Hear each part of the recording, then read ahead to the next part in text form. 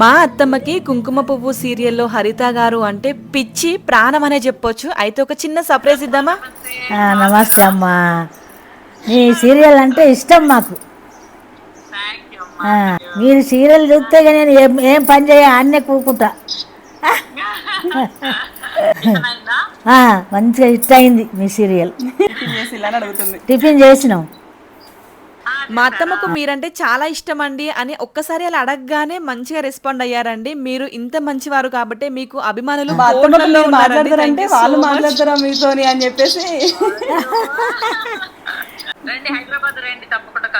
అత్తం కలుస్తుందంట. మా మా మా కొడుకుంటికి వస్తా ఇంకా 10 రోజులకు. హ్యాపీయా?